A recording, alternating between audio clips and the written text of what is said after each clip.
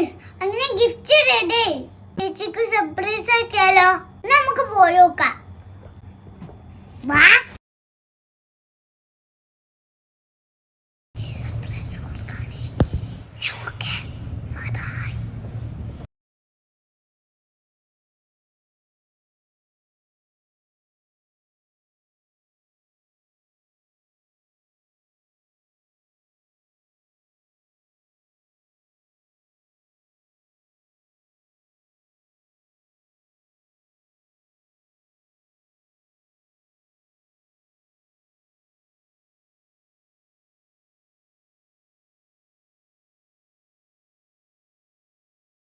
ചേച്ചിക്ക് സർപ്രൈസ് കൊടുത്ത് നമ്മള് വീട്ടിൽ പോയി.